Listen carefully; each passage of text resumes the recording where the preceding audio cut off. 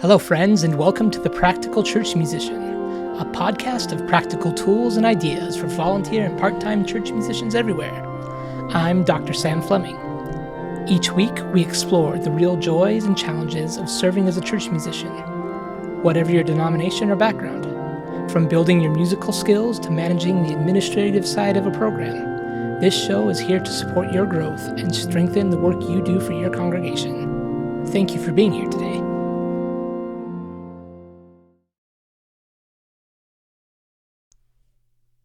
Welcome back to another episode of the Practical Church Musician podcast.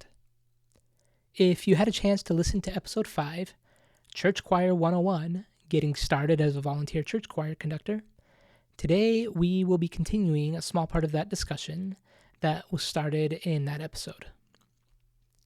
If you haven't had a chance to listen to episode 5, I invite you to go back and listen as it sets a foundation for today's episode. Today, we will be talking about how you can really get to know your musical score before you step into rehearsal. This preparation takes some time, but if you really dive in and get to know the music well, you will be able to interpret and teach this music at a deeper level, which will not only give you great results with your choir, but will make for some more meaningful experiences with the music too.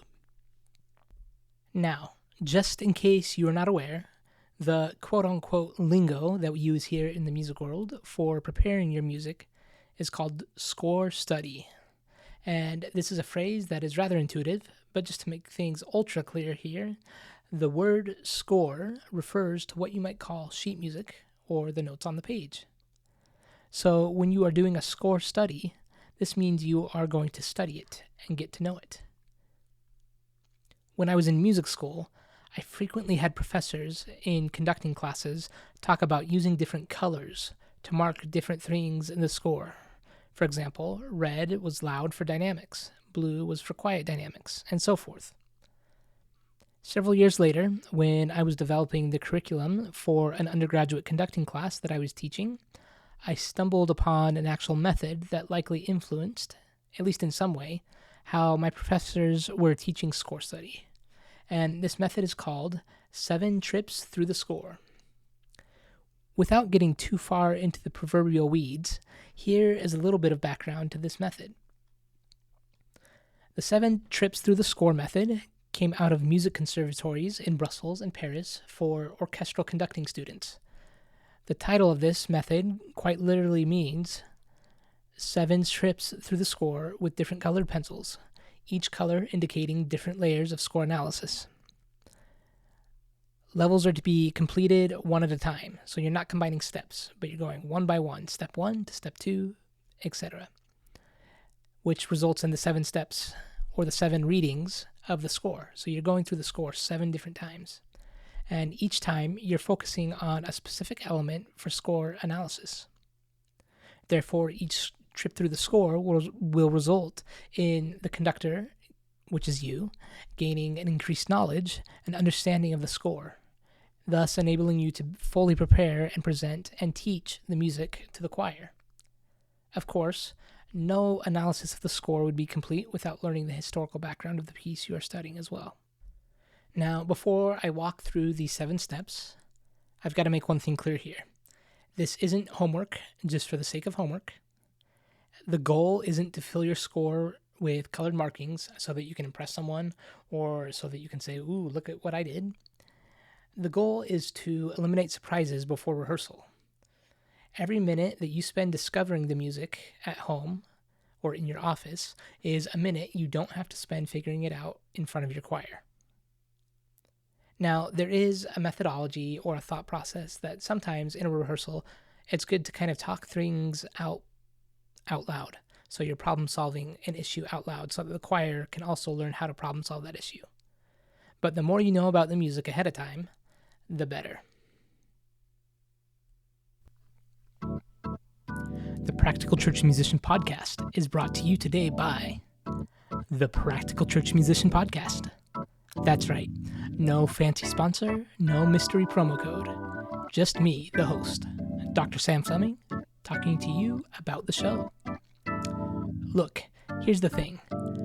Making a podcast about practical church music is itself a fairly impractical use of time. So, if you've made it this far, you're clearly the kind of person who appreciates that irony, and the kind of person who'd probably enjoy subscribing. So here's the ask. Hit follow, hit subscribe, whatever your podcast app calls it. It's free. It takes 4 seconds, and unlike most church volunteers, it requires zero training and no awkward conversation with your music director about why you missed last week. I'll keep making the episodes. You just have to tap one button. That's the whole sponsorship deal. And if you're feeling really generous, leave the show a review. Now, this has been an ad for the thing you're already listening to, so let's get back to the show.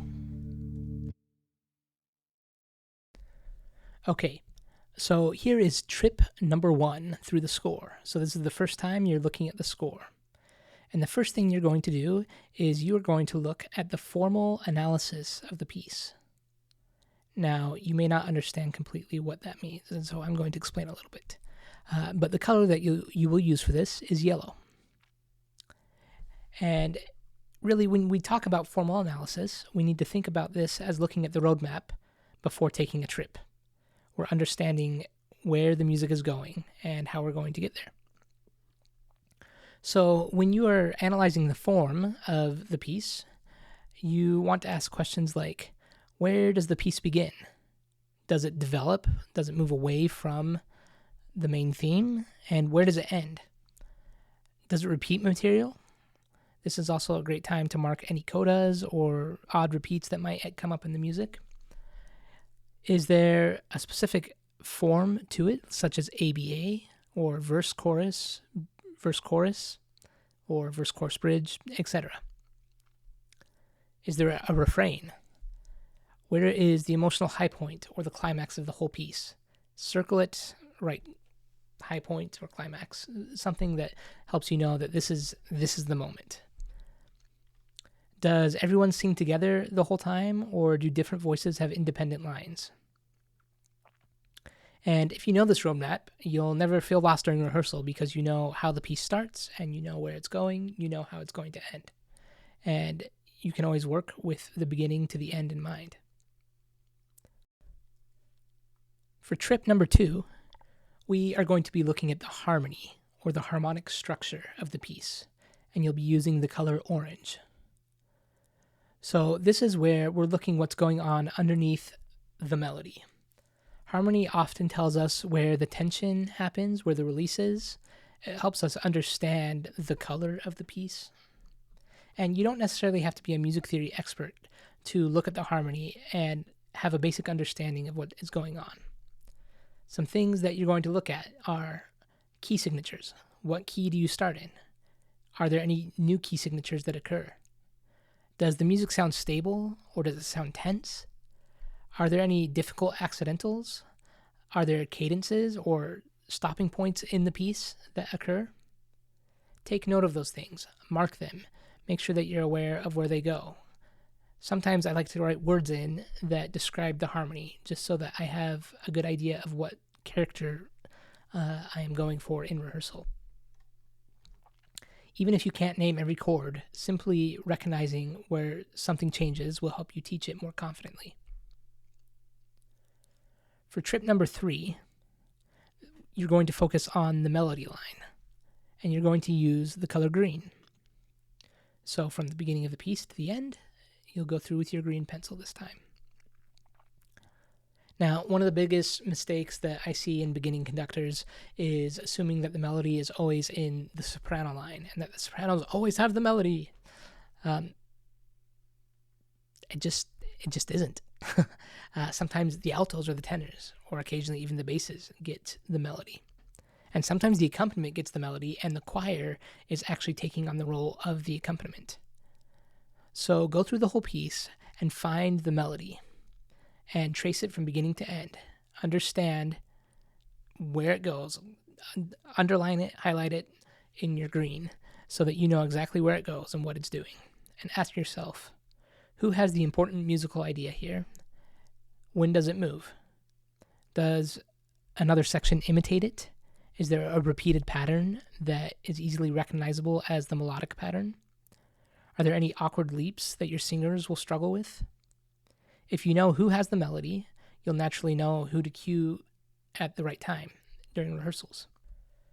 And instead of giving every singer the same attention all the time, you'll begin directing the choir's attention exactly where the composer intended by bringing out the melody. Or maybe you'll even decide not to focus on the melody because you want to focus on something else that's going on.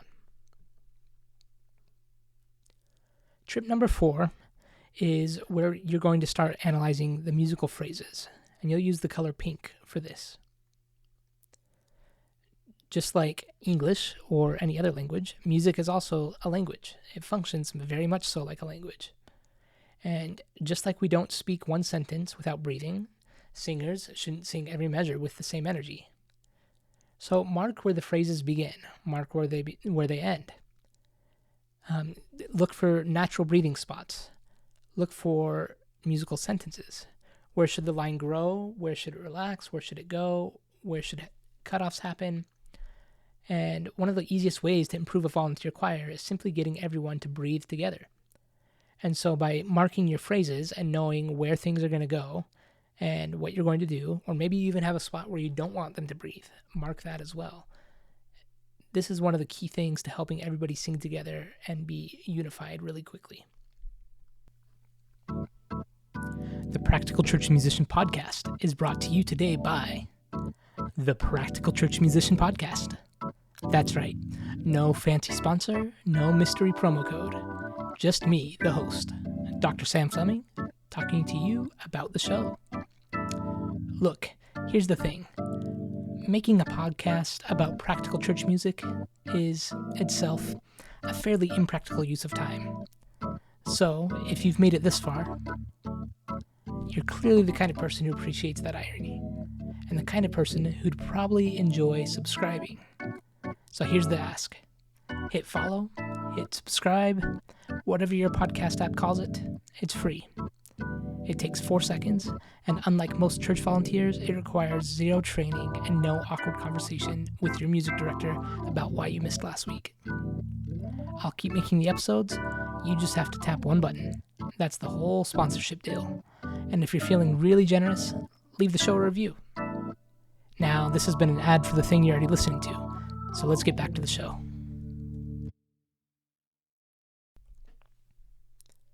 Now, trip number 5. This is one that is probably the most thought of when preparing a score. So trip number 5 is where you're going to focus on dynamics, tempo, and rhythm, and you will use the color blue.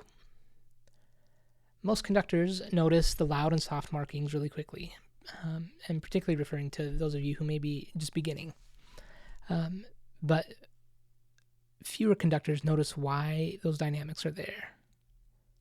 And so you need to go through and circle every dynamic and crescendo, every diminuendo, tempo change, meter changes, accents, circle staccatos, legato markings, rhythmic motives, anything that sticks out related to dynamics, tempo, and rhythm. Sometimes I like to ask myself, what is the composer trying to tell in this piece of music? What story are they trying to tell? Is the crescendo intentional? Which, as a composer, I can tell you lots of times it is. Or does it get softer for a specific reason? But having a good understanding helps you to understand the arc of where this all fits together. It's usually going somewhere. So use the dynamics and the tempo and the rhythm to help you determine how you're going to get to where you're going. And your job is to help the choir understand what that destination is, too.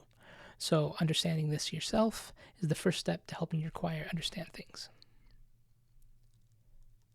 The 6th trip through the score is where you're going to mark entrances and other vocal considerations. And you'll use the color red for this.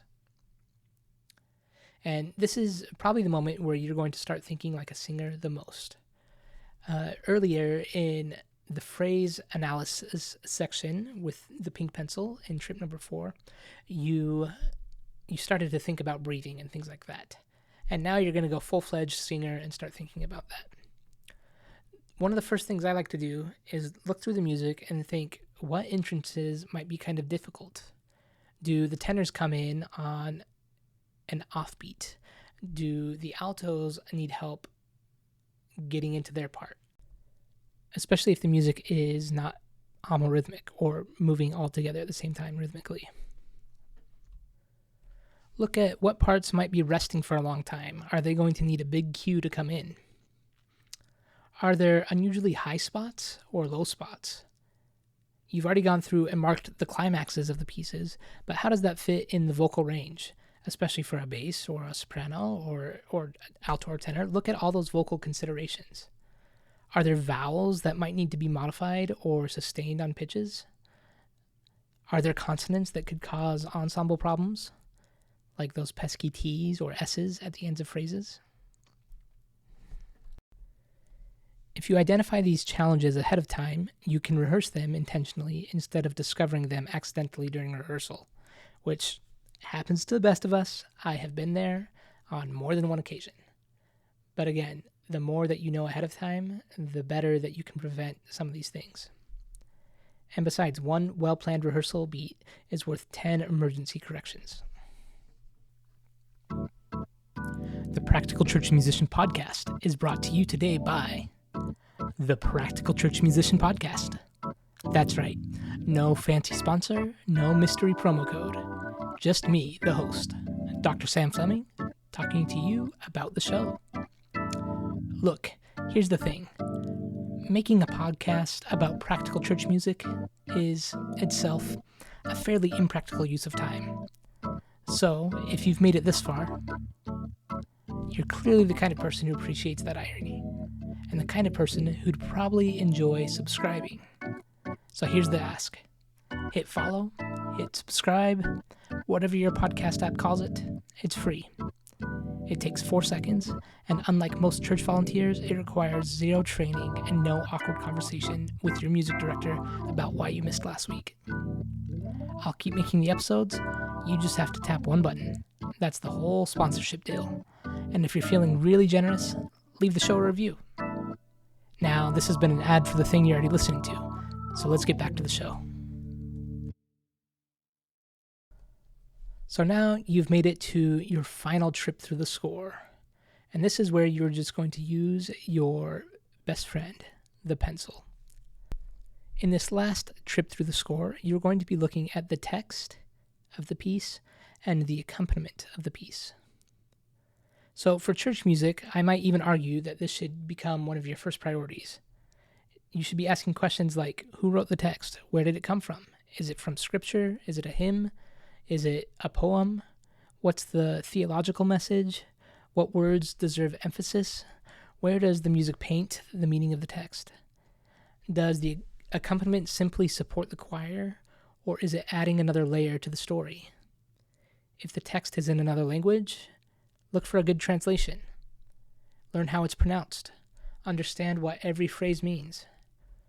Another thing that I like to do throughout this stage or throughout this trip through the score, this final trip, is to go through and write descriptor words that will help me know how to conduct in terms of, do I need to conduct animated or excited or peacefully? How do I physically need to look to the choir so that they will sing and convey the music in that way? And I put some of those cue words throughout the whole score so that I can understand those things too.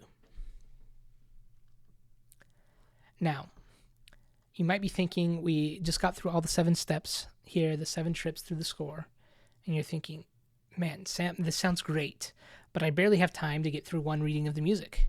I mean, this is something that we've talked about on other episodes too. Like, I just don't have a lot of time.